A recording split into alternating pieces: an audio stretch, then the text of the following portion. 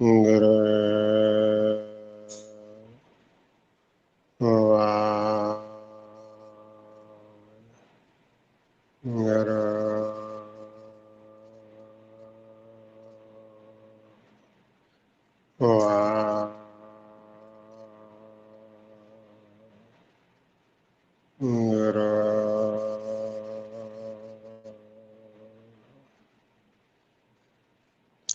परम सत्कारयोग गुरु प्यारी गुरु सवारी गुरु ਦਾ ਹੀ ਰੂਪ ਸਤ ਸੰਗਤ ਜੀਓ।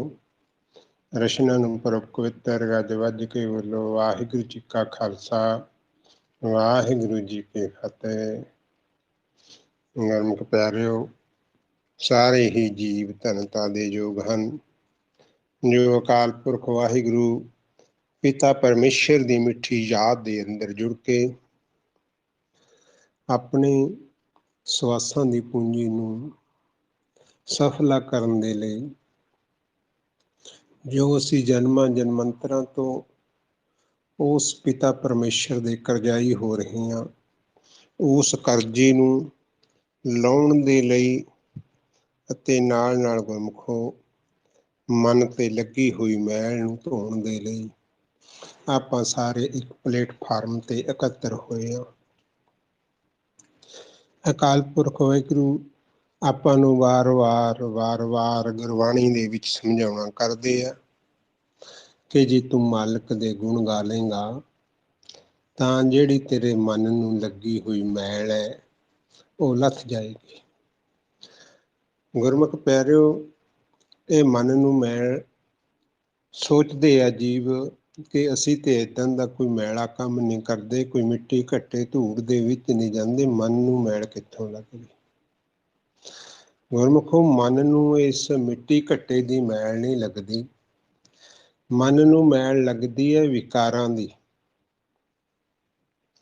ਜੋ ਸਾਡੇ ਅੰਦਰ ਵਿਕਾਰ ਚੱਲ ਰਹੇ ਆ, ਉਹਨਾਂ ਵਿਕਾਰਾਂ ਦੀ ਮੈਲ ਲੱਗਦੀ ਹੈ ਅਤੇ ਇਹਨਾਂ ਵਿਕਾਰਾਂ ਦੀ ਮੈਲ ਨੂੰ ਰੋਕਣ ਦੇ ਲਈ ਹੀ ਸਾਨੂੰ ਗੁਰੂ ਨਾਨਕ ਦੇਵ ਦੇ ਘਰ ਨੇ ਸਵਾਸ ਗਰਾਸ ਸਿਮਰਨ ਦਾ ਉਪਦੇਸ਼ ਦਿੱਤਾ। ਇਹ ਮਨ ਹੈ ਗੁਰਮੁਖੋ, ਜੇ ਅਸੀਂ ਇਸ ਨੂੰ ਸਿਮਰਨ ਤੇ ਲਾ ਲਾਂਗੇ ਤਾਂ ਤੇ ਇਹ ਆਪਣੀ ਇਸ ਦੀ ਪਹਿਲੀ ਲੱਗੀ ਹੋਈ ਮੈਲ ਸਿਮਰਨ ਦੁਆਰਾ ਉਤਰ ਜਾਂਦੀ ਹੈ, ਉਤਰ ਜਾਂਦੀ ਹੈ। ਪਰ ਜੇਕਰ ਅਸੀਂ ਸਿਮਰਨ ਤੇ ਨਹੀਂ ਲਾਉਂਦੇ ਤਾਂ ਫਿਰ ਪਹਿਲਾਂ ਤੇ ਮੈਲ ਲੱਗੀ ਹੋਈ ਹੈ ਅਤੇ ਨਾਲ ਦੀ ਨਾਲ ਗੁਰਮੁਖ ਪਿਆਰਿਓ, ਜੋ ਅਸੀਂ ਸੋਚਦੇ ਰਹਿੰਦੇ ਹਾਂ, ਦ੍ਰਿੜ ਕਰਦੇ ਰਹਿੰਦੇ ਹਾਂ, ਮਨ ਦੇ ਵਿੱਚ ਵਿਕਾਰ ਚੱਲਦੇ ਰਹਿੰਦੇ ਆ, ਇਹ ਮਨ ਦੀ ਆਦਤ ਹੈ। ਮਨ ਵਿਹਲਾ ਨਹੀਂ ਬਹਿ ਸਕਦਾ, ਮਨ ਹਰ ਵੇਲੇ ਹਰ ਘੜੀ ਹਰ ਪਲ ਕਿਸੇ ਨਾ ਕਿਸੇ ਵਰਕ ਤੇ ਲੱਗਿਆ ਰਹਿੰਦਾ। ਇਸੇ ਕਰਕੇ ਪਾਤਸ਼ਾਹ ਸਾਨੂੰ ਸਵਾਸ ਤੇ ਗਰਾਸ ਸਿਮਰਨ ਦਾ ਉਪਦੇਸ਼ ਕਰਦੇ ਹੈ ਕਿ ਇਹ ਮਨ ਵਿਕਾਰ ਕਰ ਕਰਕੇ ਹੋਰ ਮੈਲ ਨਾ ਲਾਈ ਜਾਵੇ ਆਪਣੇ ਆਪ ਤੇ। ਲੇਕਿਨ ਮਨ ਨੂੰ ਪਤਾ ਨਹੀਂ ਲੱਗਦਾ ਇਸ ਦਾ। ਮਨ ਤੇ ਆਪਣੇ ਆਪ ਨੂੰ ਬੜਾ ਸਿਆਣਾ, ਚਾਤਰ, ਚਲਾਕ, ਤੇਜ ਸਮਝਦਾ ਹੈ ਗੁਰਮੁਖੋ, ਪਰ ਉਲਟ ਹੋ ਜਾਂਦਾ। ਕਿਉਂ ਹੁੰਦਾ?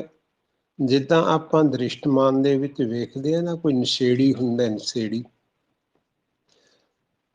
ਉਹ ਸਹੀ ਕੰਮ ਤੇ ਕਰਦਾ ਨਹੀਂ ਹੁੰਦਾ, ਨਾ ਵਿਚਾਰੇ ਤੋਂ ਹੁੰਦਾ, ਨਾ ਉਸਦੀ ਬੁੱਧੀ ਹੁੰਦੀ ਹੈ ਸਹੀ ਕੰਮ ਕਰਨ ਵਾਲੀ, ਪਰ ਲੇਕਿਨ ਉਹ ਜੋ ਵੀ ਕੰਮ ਕਰਦਾ ਉਹ ਦੂਜਿਆਂ ਨੂੰ ਕਹਿੰਦਾ ਤੁਸੀਂ ਗਲਤ ਹੋ, ਮੈਂ ਠੀਕ ਹਾਂ, ਮੈਂ ਠੀਕ ਕਰ ਰਿਹਾ।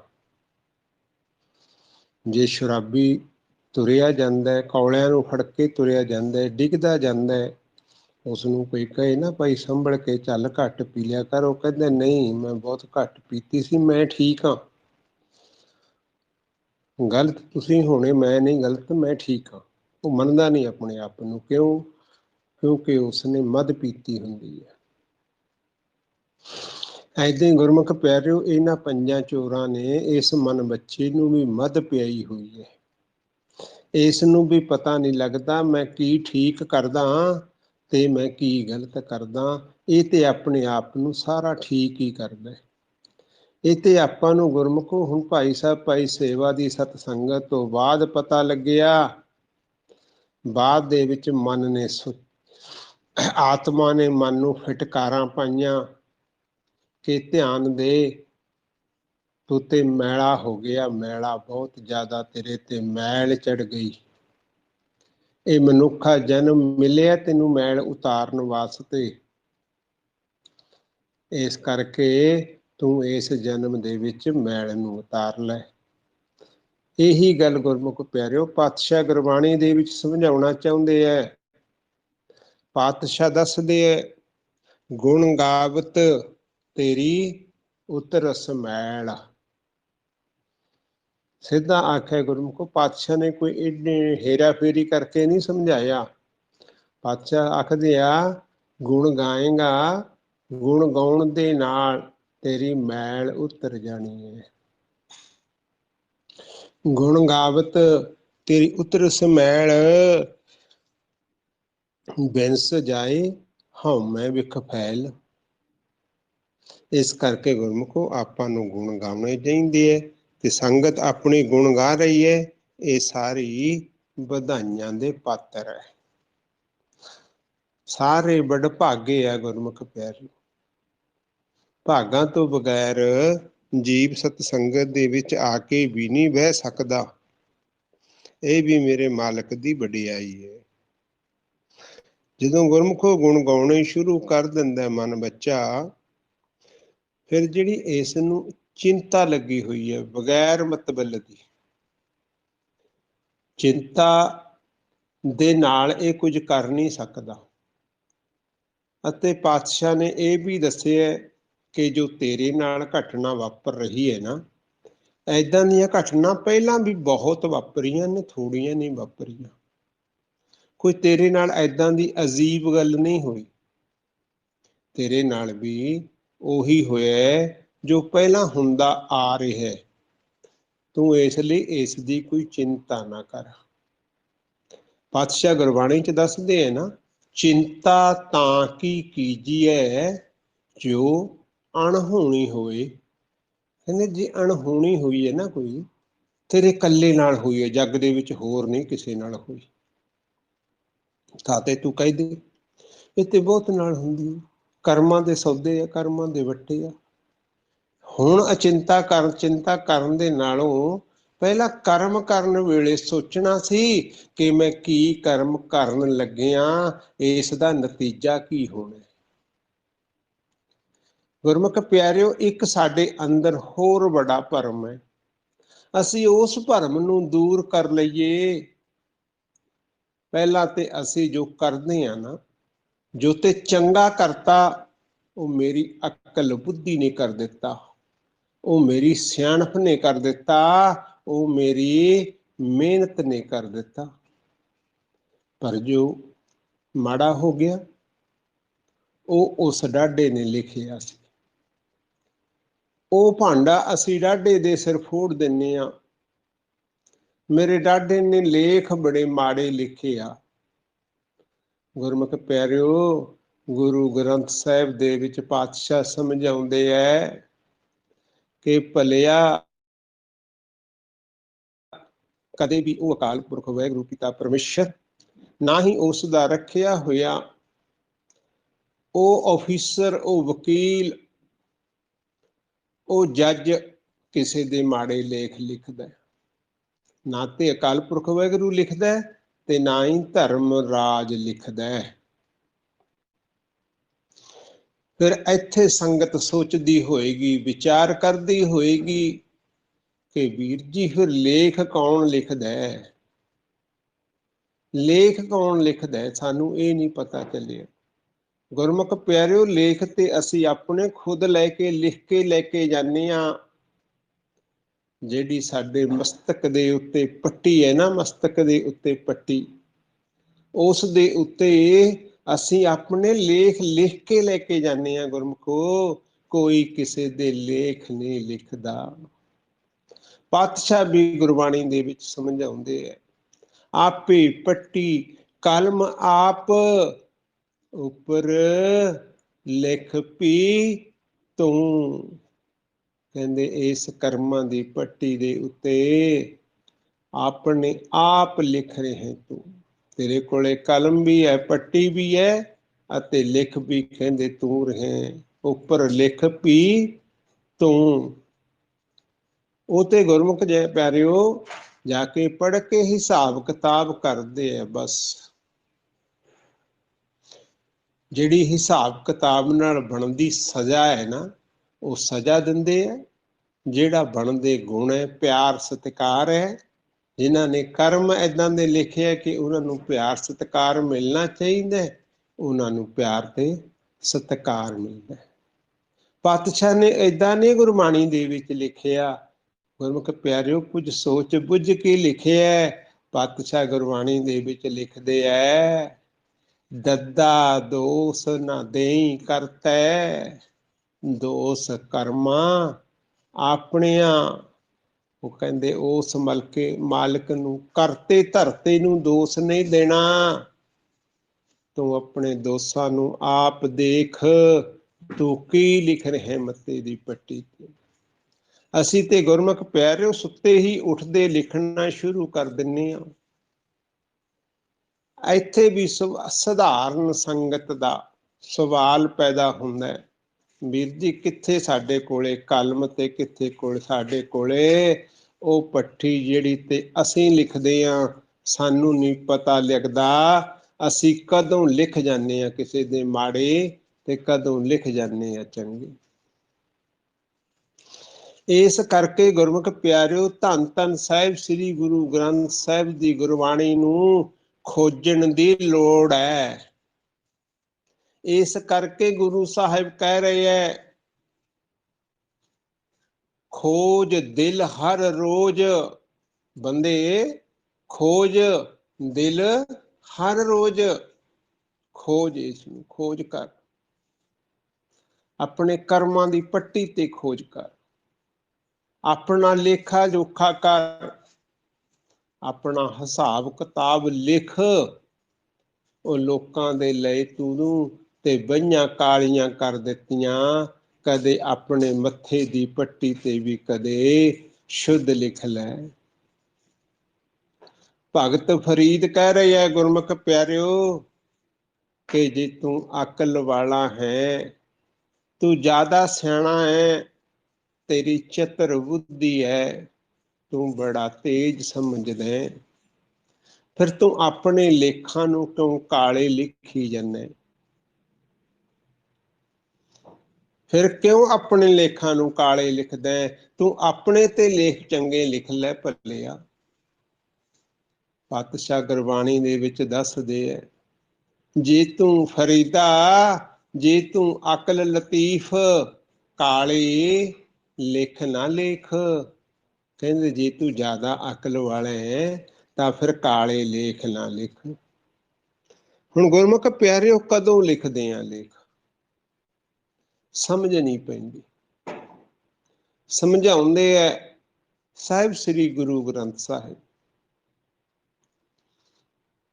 ਸਾਹਿਬ ਸ੍ਰੀ ਗੁਰੂ ਗ੍ਰੰਥ ਸਾਹਿਬ ਸਮਝਾਉਣਾ ਕਰਦੇ ਹੈ ਕਿ ਭਲਿਆ ਤੂੰ ਕਦੋਂ ਲੇਖ ਲਿਖਦਾ। ਇਸ ਲਈ ਇਸ ਦੇ ਉੱਤੇ ਵੀ 5 ਮਿੰਟ ਬੜੀ ਗਹਿਰਾਈ ਦੇ ਨਾਲ ਸ਼ਾਂਤ ਹੋ ਕੇ ਬੈਠੀਏ ਗੁਰਮੁਖ ਪਿਆਰਿਓ। ਫਿਰ ਸਾਨੂੰ ਸਮਝ ਆਉਣੀ ਹੈ ਕਦੋਂ ਅਸੀਂ ਆਪਣੇ ਮੱਥੇ ਦੀ ਪੱਟੀ ਤੇ ਲੇਖ ਲਿਖਦੇ ਹਾਂ। ਗੁਰਮੁਖ ਪਿਆਰਿਓ ਜਦੋਂ ਅਸੀਂ ਸਵੇਰੇ ਉੱਠਣ ਸਾਰ ਪੈਨ ਚੱਕ ਕੇ ਲਿਖਣਾ ਸ਼ੁਰੂ ਕਰਦੇ ਹਾਂ ਤਾਂ ਸੁਣ ਲਓ ਫਿਰ ਕਿੱਥੋਂ ਕਰਦੇ ਹਾਂ। ਜਦੋਂ ਉੱਠਣ ਸਾਰ ਜੋ ਵੀ ਤੁਹਾਡੇ ਮਨ ਦੇ ਵਿੱਚ ਫੁਰਨਾ ਆ ਗਿਆ, ਉਹ ਕਿਸੇ ਪ੍ਰਤੀ ਆ ਗਿਆ, ਜਿਹੜੇ ਤੇ ਗੁਰਮੁਖ ਹੁੰਦੇ ਆ ਉਹਨਾਂ ਦਾ ਤੇ ਫੁਰਨਾ ਆਉਂਦਾ, ਉਸ ਪਿਤਾ ਪਰਮਾਤਮਾ ਅਕਾਲ ਪੁਰਖ ਦੇ ਪੱਖੀ ਪਹਿਲਾ ਫੁਰਨਾ ਆਉਂਦਾ। ਜਦੋਂ ਉਹਨਾਂ ਦੀ ਅੱਖ ਖੁੱਲਦੀ ਹੈ, ਜਦੋਂ ਮਨ ਬੱਚਾ ਆਪਣੇ ਘਰ ਦੇ ਵਿੱਚੋਂ ਬਾਹਰ ਆਉਂਦਾ, ਬਾਹਰ ਆਉਂਦੇ ਹੀ ਮੁਖ ਦੇ ਵਿੱਚੋਂ ਨਿਕਲਦਾ ਵਾਹ ਗੁਰੂ, ਵਾਹ ਗੁਰੂ। पर गुरमुख प्यारो ਇਹ ਵੀ ਆਪਾਂ ਨੂੰ ਪਤਾ ਕਿ ਗੁਰਮੁਖ ਇਸ ਜਗ ਤੇ ਜਹਾਨ ਤੇ ਥੋੜੇ ਆ, ਮਨਮੁਖ ਬਹੁਤ ਜ਼ਿਆਦਾ ਗਿਣਤੀ ਦੇ ਵਿੱਚ। ਹੁਣ ਜੋ ਮਨਮੁਖ ਲਿਖਦੇ ਹੈ ਉਹ ਕਿੱਦਾਂ ਲਿਖਦੇ, ਜਾਂ ਗੁਰਮੁਖ ਲਿਖਦੇ ਹੈ ਕਿੱਦਾਂ ਲਿਖਦੇ ਹੈ? ਜੋ ਸਾਡੇ ਮਨ ਦਾ ਪਹਿਲਾ ਵਿਚਾਰ ਆ ਗਿਆ, ਕਿਸੇ ਪ੍ਰਤੀ ਆ ਗਿਆ, ਚੰਗਾ ਆ ਗਿਆ, ਮਾੜਾ ਆ ਗਿਆ, ਉਸਨੇ ਗੁਰਮੁਖ ਪਿਆਰਿਓ ਸਾਡੇ ਮੱਤੇ ਦੀ ਫੱਟੀ ਤੇ ਟੇਪ ਹੋ ਜਾਣਾ, ਰਿਕਾਰਡਿੰਗ ਹੋ ਜਾਣਾ ਉਸਨੇ ਉਸੇ ਵੇਲੇ। ਫਿਰ ਏਦਾਂ ਸਾਰਾ ਦਿਨ ਇਹੀ ਸਟੋਰੀ ਚੱਲਣੀ ਹੈ। ਜੋ ਜੋ ਸਾਡੇ ਮਨ ਦੇ ਵਿੱਚ ਵਿਚਾਰ ਚੱਲਦੇ ਹੈ ਉਹ ਨਾਲ ਦੀ ਨਾਲ ਗੁਰਮੁਖ ਪਿਆਰਿਓ ਰਿਕਾਰਡਿੰਗ ਹੁੰਦੇ ਜਾਂਦੇ ਹੈ। ਅੱਜ ਤੇ ਕਲਾ ਦਾ ਸਮਾਂ ਹੈ। ਪਹਿਲਾਂ ਤੇ ਚਿੱਤਰ ਤੇ ਗੁਪਤ ਨੂੰ ਵੀ ਲਿਖਣਾ ਪੈਂਦਾ ਸੀ, ਹੁਣ ਤੇ ਉਹ ਵੀ ਰਿਕਾਰਡਿੰਗ ਕਰਨਾ ਸਿੱਖ ਗਏ। ਜੇ ਤੁਸੀਂ ਰਿਕਾਰਡਿੰਗ ਕਰਦੇ ਹੋ ਨਾ ਤੇ ਹੁਣ ਉਹ ਵੀ ਰਿਕਾਰਡਿੰਗ ਕਰਦੇ ਆ। ਜੋ ਅਸੀਂ ਸੋਚਦੇ ਹਾਂ, ਚੰਗਾ ਸੋਚਦੇ ਹਾਂ, ਚੰਗੇ ਵਾਲੇ ਪਾਸੇ ਲਿਖਿਆ ਜਾਂਦਾ ਹੈ। ਮੀਡੀਅਮ ਸੋਚਦੇ ਹਾਂ, ਮੀਡੀਅਮ ਵਾਲੇ ਪਾਸੇ ਲਿਖਿਆ ਜਾਂਦਾ ਹੈ। ਬੁਰਾ ਸੋਚਦੇ ਹਾਂ, ਬੁਰੇ ਵਾਲੇ ਪੇਜ ਤੇ ਲਿਖਿਆ ਜਾਂਦਾ ਹੈ ਕਿ ਇਸ ਨੇ 24,000 ਸਵਾਸ ਲਿਆ ਅੱਜ, ਬਾਈ ਡੇਟ ਨੋਟ ਕੀਤਾ, ਉਸ ਡੇਟ ਦੇ ਵਿੱਚੋਂ ਇੰਨੇ ਸਵਾਸ ਇਸ ਨੇ ਉਹ ਡਾਢੇ ਪਿਤਾ ਦੇ ਵਾਸਤੇ ਖਰਚ ਕੀਤੇ, ਇੰਨੇ ਸਵਾਸ ਇਸ ਨੇ ਸਤੋ ਗੁਣ ਤੇ ਖਰਚ ਕੀਤੇ, ਇੰਨੇ ਰਜੋ ਗੁਣ ਤੇ ਖਰਚ ਕੀਤੇ ਤੇ ਇੰਨੇ ਤਮੋ ਗੁਣ ਤੇ ਖਰਚ ਕੀਤੇ। ਗੁਰਮੁਖ ਪਿਆਰਿਓ ਨਾਲ ਦੀ ਨਾਲ ਸਾਰਾ ਹਿਸਾਬ ਕਿਤਾਬ ਰੋਜ਼ ਦੀ ਰੋਜ਼ ਚਿੱਤਰ ਗੁਪਤ ਤੁਹਾਡੇ ਨਾਲ ਨੇ। ਇਹ ਲਿਖ ਲਿਖ ਕੇ ਧਰਮਰਾਜ ਨੂੰ ਭੇਜ ਦਿੰਦੇ ਆ। 2 ਕਾਪੀਆਂ ਹੁੰਦੀਆਂ ਨੇ, ਇੱਕ ਧਰਮਰਾਜ ਨੂੰ ਭੇਜੀ ਜਾਂਦੀ ਹੈ, ਇੱਕ ਤੁਹਾਡੇ ਮੱਥੇ ਦੀ ਮਸਤਕ ਦੀ ਜਿਹੜੀ ਪੱਟੀ ਹੈ ਨਾ ਉਸ ਤੇ ਲਿਖਿਆ ਜਾਂਦਾ ਹੈ ਗੁਰਮੁਖੋ। ਹੁਣ ਅਸੀਂ ਇਹ ਸੋਚਣਾ, ਜੇ ਅਸੀਂ ਚੰਗਾ ਚਾਹੁੰਦੇ ਹਾਂ ਤਾਂ ਗੁਰਮੁਖ ਪਿਆਰਿਓ ਚੰਗਾ ਕਰਨ ਦੇ ਲਈ ਸਾਨੂੰ ਪਹਿਲਾਂ ਆਪਣੀ ਸੋਚ ਚੰਗੀ ਕਰਨੀ ਪੈਣੀ ਹੈ। ਇਹਨਾਂ ਹੱਥਾਂ ਦੇ ਨਾਲ ਚੰਗਾ ਕਰੋ ਜਾਂ ਨਾ ਕਰੋ ਅਜੇ ਉਹ ਬਾਅਦ ਦੀ ਗੱਲ ਹੈ ਗੁਰਮੁਖੋ। ਇਹਨਾਂ ਹੱਥਾਂ ਦੇ ਨਾਲ ਮਾੜਾ ਚੰਗਾ ਕੀਤਾ ਹੋਇਆ ਥੋੜਾ ਠਹਿਰ ਕੇ ਲਿਖਿਆ ਜਾਵੇਗਾ, ਪਰ ਜਿਹੜੀ ਸੋਚ ਚੰਗੀ ਤੇ ਮਾੜੀ ਬਣਾ ਲਈ ਉਹ ਤੇ ਨਾਲ ਦੀ ਨਾਲ ਰਿਕਾਰਡਿੰਗ ਹੋ ਗਈ। ਅਜੇ ਤੁਹਾਡੇ ਅੰਦਰੋਂ ਉਹ ਕਹਾਣੀ ਬਾਹਰ ਨਹੀਂ ਆਈ, ਅਜੇ ਤੇ ਤੁਸੀਂ ਮਨ ਦੇ ਅੰਦਰ ਹੀ ਉਸ ਕਹਾਣੀ ਦੀ ਘਾੜਤ ਕੱਢ ਰਹੇ ਹਾਂ। ਆਪਾਂ ਆਪਣੇ ਅੰਦਰ ਹੀ ਅਜੇ ਘਾੜਤ ਕੱਢਦੇ ਹਾਂ ਗੁਰਮੁਖੋ, ਬਾਹਰ ਨਹੀਂ ਆਈ। ਬਾਹਰ ਆਉਣ ਤੋਂ ਪਹਿਲਾਂ ਉਹ ਰਿਕਾਰਡਿੰਗ ਹੋਊਗੀ। ਇਸ ਕਰਕੇ ਕਹਿੰਦੇ ਹੈ ਆਪਣੀ ਸੋਚ ਨੂੰ ਉੱਚੀ ਤੇ ਸੁੱਚੀ ਰੱਖੋ ਗੁਰਮੁਖ ਪਿਆਰਿਓ। ਇਸ ਤਰੀਕੇ ਨਾਲ ਸਵੇਰ ਤੋਂ ਲੈ ਕੇ ਸ਼ਾਮ ਤੱਕ ਧਿਆਨ ਦੇ ਲਓ। ਆਪਾਂ ਆਪਣੇ ਅੰਦਰ ਝਾਤੀਆਂ ਮਾਰੋ ਸਾਰੇ ਕਿ ਕਿੰਨੇ ਕਿੰਨੇ ਅਸੀਂ ਚੰਗੇ ਕਰਮ ਲਿਖਦੇ ਹਾਂ ਤੇ ਕਿੰਨੇ ਕਿੰਨੇ ਅਸੀਂ ਮਾੜੇ ਕਰਮ ਲਿਖਦੇ ਹਾਂ। ਪਾਤਸ਼ਾਹ ਕਹਿੰਦੇ ਭਲਿਆ ਇੱਧਰ ਜਾਂ ਉੱਧਰ ਦੇਖਣ ਦੀ ਲੋੜ ਨਹੀਂ, ਇਹਨਾਂ ਦੁਨੀਆ ਵਾਲਿਆਂ ਕੋਲੋਂ ਛੁਪਾ ਸਕਦਾ, ਇਹਨਾਂ ਦੇ ਲਈ ਤੂੰ ਚਤਰ ਤੇਜ ਚਲਾਕ ਬਣ ਸਕਦਾ, ਪਰ ਲੇਕਿਨ ਜੋ ਤੇਰੇ ਅੰਦਰ ਚਿੱਤਰ ਤੇ ਗੁਪਤ ਬੈਠੇ ਆ ਉਹਨਾਂ ਤੋਂ ਤੂੰ ਛੁਪਾ ਨਹੀਂ ਸਕਦਾ। ਉਹ ਸੂਖਮ ਨੇ, ਹਰ ਘੜੀ ਹਰ ਪਲ ਦੇਖਦੇ ਆ। ਤੂੰ ਚਤਰਾਈਆਂ ਕਰਕੇ ਮਾੜਾ ਕੰਮ ਕਰਦਾ, ਪਰ ਉਹ ਸੱਜੇ ਤੇ ਖੱਬੇ ਖੜ ਕੇ ਹੱਸਦੇ ਹੁੰਦੇ ਹੈ ਕਿ ਭਲਿਆ ਇਸ ਨੂੰ ਇਹ ਨਹੀਂ ਪਤਾ ਕਿ ਤੇਰੀ ਰਿਕਾਰਡਿੰਗ ਚੱਲ ਰਹੀ ਹੈ। इस करके पातशाह कह रहे है, ओदा नहीं कह रहे गुरमुख प्यारियो, इस करके ही कह रहे है। वो दद्दा दोष ना देई करता, कहते दोष ना मालिक नूं दे, उत्ते रिकॉर्डिंग होगी पहले ही, मालिक तक ते ये कहानी नहीं पहुंची अजे, अजे ते पिछे चित्रगुप्त ते धर्मराज दे कोल है। ये कहानी मालिक कोल ते लास्ट जांदी है गुरमुखो। इस करके आखिए दद्दा दोष न देई करता, दोष कर्म अपनिया, जो मैं किया सो मैं पाया, दोष न दीजे अवरजना। इस करके गुरमुख प्यारो हुण की करिए, हुण अपना अपनी सोच नूं तब्दील करिए।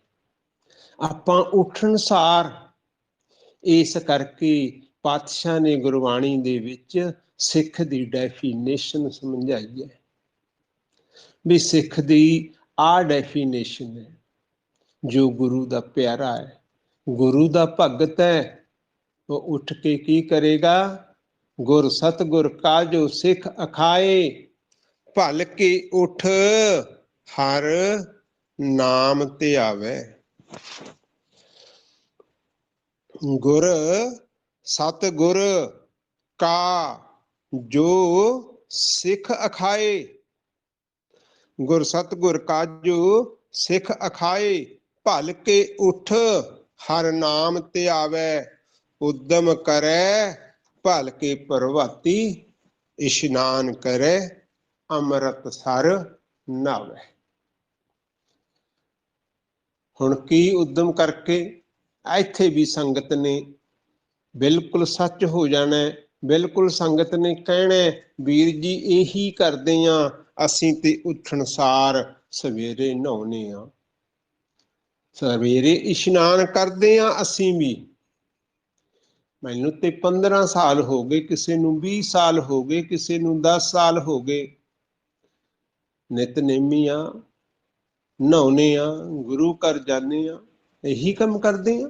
नहीं गुरमुखो, पातशाह ने की आख्या समझो, गुरबाणी दी खोज करो। जिन्नी देर असी गुरबाणी दी खोज नहीं करते उन्नी देर गल नहीं बनती।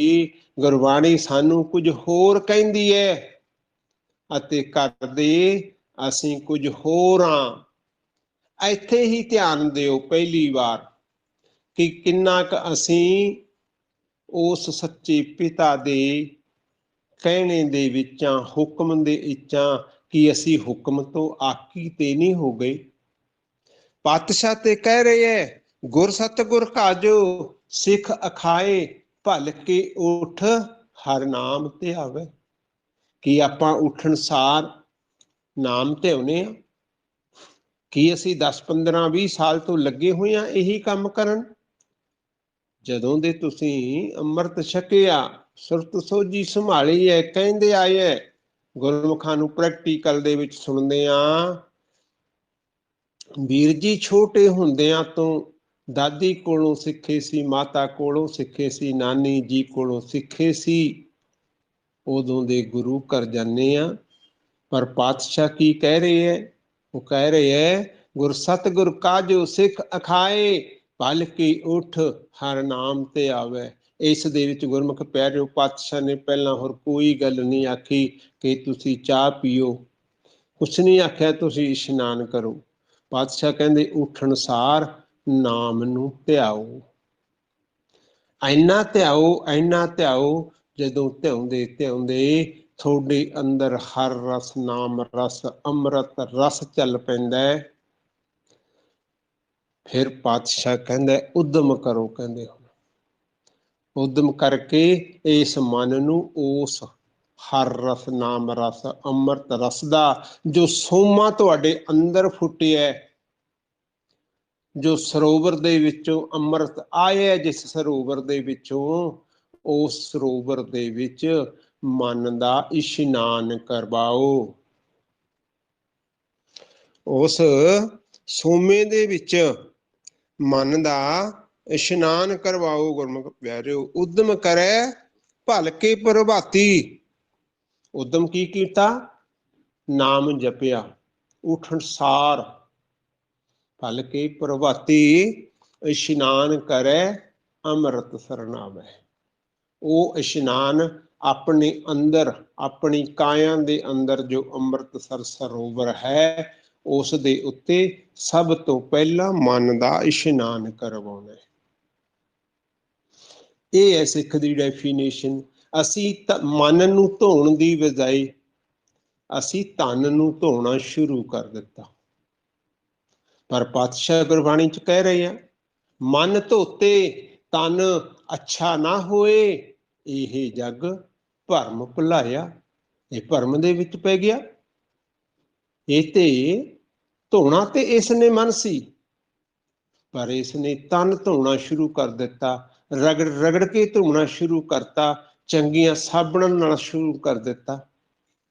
ਫਿਰ ਰਗੜ ਰਗੜ ਕੇ ਸਾਫ਼ ਕਰਕੇ ਚੰਗੇ ਸਾਫ਼ ਸੁਥਰੇ ਕੱਪੜੇ ਪਾ ਕੇ ਗੁਰੂ ਕੋਲ ਜਾਂਦਾ ਹੈ। ਪਰ ਜਿਹੜੀ ਅੰਦਰ ਮੈਲ ਲੱਗੀ ਸੀ ਉਹ ਉਦਾਂ ਜਿਉਂਦੀ ਤਿਉਂ ਹੈ,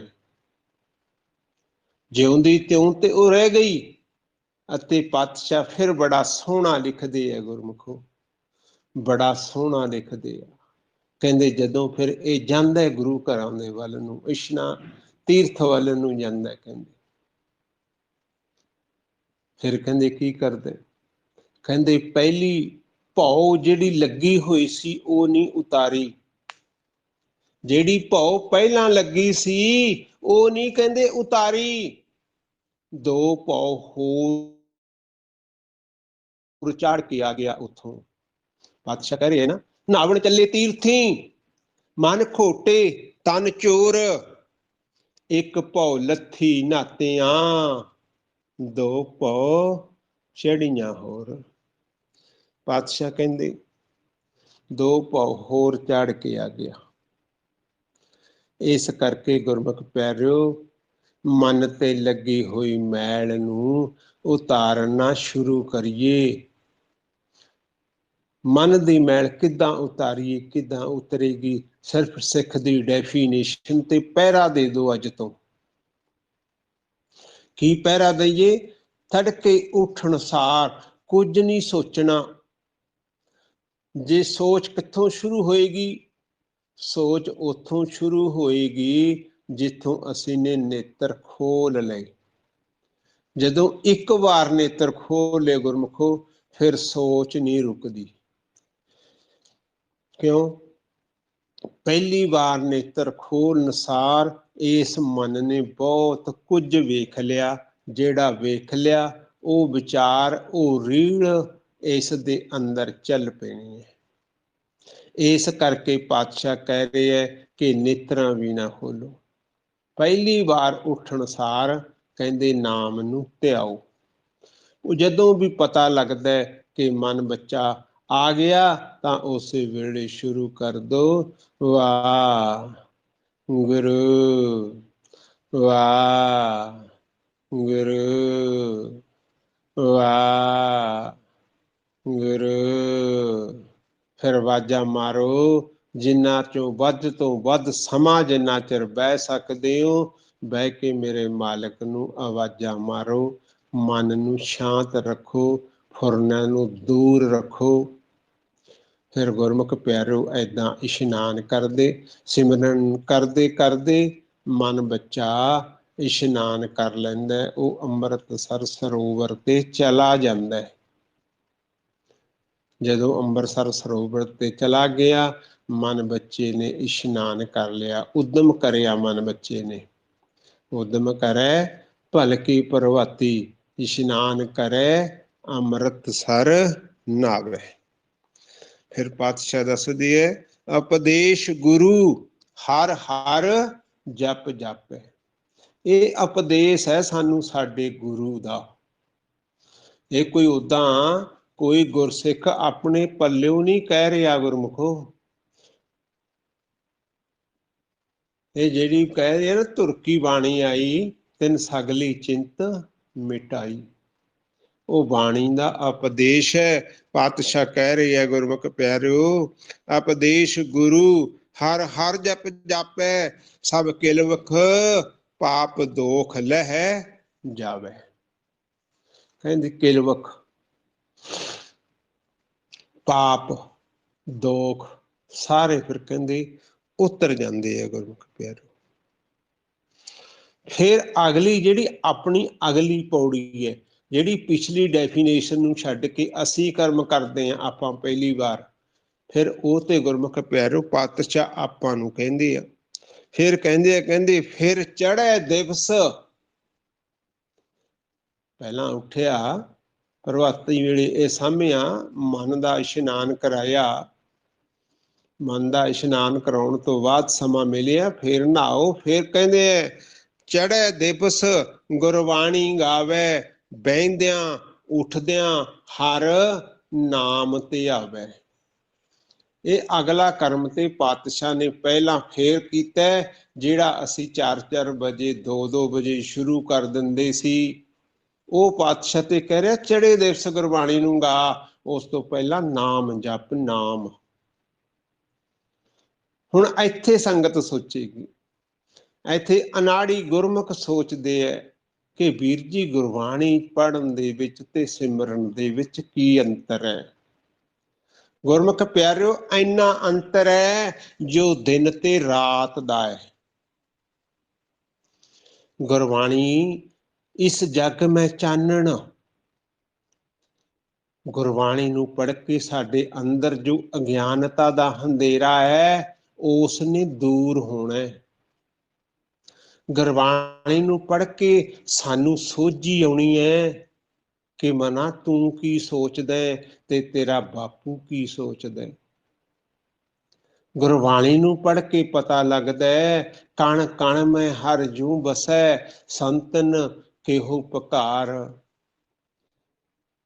ਗੁਰਬਾਣੀ ਨੂੰ ਪੜ੍ਹ ਕੇ ਪਤਾ ਲੱਗਦਾ ਤੇਰਾ ਬਾਪੂ ਤੇਰੇ ਨਾਲ ਹੈ, ਬਾਪੂ ਸਾਰੀਆਂ ਘਟਾਂ ਦੇ ਅੰਦਰ ਵਸਦਾ। ਸਿਰਫ ਜੋ ਸਿਮਰਨ ਹੈ, ਸਿਮਰਨ ਦੇ ਨਾਲ ਸਾਡੇ ਮਨ ਦੀ ਮੈਲ ਉਤਰਨੀ ਹੈ। ਸਿਮਰਨ ਦੇ ਨਾਲ ਅਸੀਂ ਮਨ ਦਾ ਇਸ਼ਨਾਨ ਕਰਾਉਣਾ ਹੈ।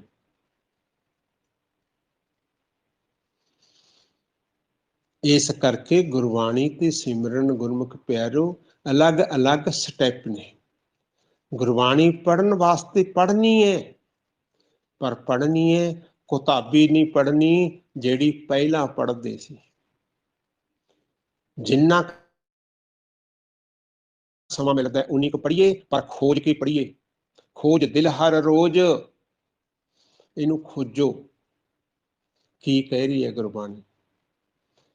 ਜੇ ਨਹੀਂ ਸਮਝ ਆਉਂਦੀ ਕਿਸੇ ਗੁਰਸਿੱਖ ਨੂੰ ਪੁੱਛੋ ਕਿ ਸਾਨੂੰ ਇੱਥੋਂ ਸਮਝ ਨਹੀਂ ਆਈ।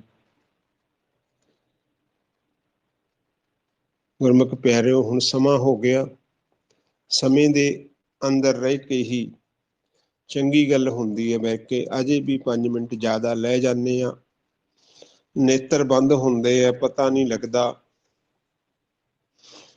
ਕਿ ਕਦੋਂ ਟਿਕ ਟਿਕ ਕਰਕੇ ਸੂਈ ਚੜ੍ਹ ਜਾਂਦੀ ਹੈ।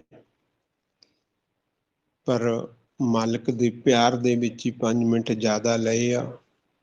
ਜਿੱਥੇ ਜਿੰਨਾ ਕੁ ਗੁਨਾਹ ਕੀਤਾ ਉਨੀ ਕੁ ਮਨ ਦੀ ਮੈਲ ਵੀ ਉਤਾਰੀ ਹੈ, ਕੰਮ ਫਿਰ ਬਰਾਬਰ ਆ ਗਿਆ।